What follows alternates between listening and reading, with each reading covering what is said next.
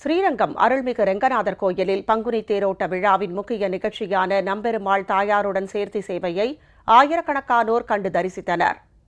பூலோக வைகுண்டம் என்று அழைக்கப்படும் ஸ்ரீரங்கம் அருள்மிகு ரெங்கநாதர் கோயிலில் ஆண்டுதோறும் நடைபெறும் பங்குனி திருவிழா தொடங்கி நடைபெற்று வருகிறது. விழாவின் முக்கிய நிகழ்வான பங்குனி உத்தர சேர்த்தி சேவை நேற்று நடைபெற்றது. இதற்காக கண்ணாடி அறையிலிருந்து தங்கப்பல்லக்கில் நம்பெருமாள் புறப்பட்டு தாயார் சன்னதியை அடைந்தார். தொடர்ந்து பங்குனி உத்தர மண்டபத்தில் நம்பெருமாளுடன் தாயாரும் இணைந்து சேர்த்தி சேவை வைபவம் நடைபெற்றது.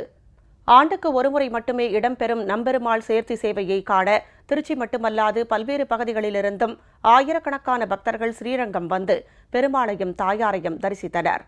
இதனிடையே திருவண்ணாமலை அருள்மிகு அருணாச்சலேஸ்வரர் திருக்கோயிலில் நேற்று திருக்கல்யாண உற்சவம் வெகு விமர்சையாக நடைபெற்றது. இதனையொட்டி அருள்மிகு உண்ணாமலையம்மன் உடனுரை அண்ணாமலையாருக்கு சிறப்பு அபிஷேகம் நடைபெற்றது. குமார கோயிலிலிருந்து அம்பாள் ஊர்வலமாக கொண்டுவரப்பட்டு அண்ணாமலையார் கோயில் கொடிமரம் அருகே மாலை மாற்றும் நிகழ்ச்சியும், அதனைத் தொடர்ந்து சிவாச்சாரியார்கள் வேதமந்திரம் முழங்க திருமாங்கல்யம் கட்டும் நிகழ்வும் நடைபெற்றது.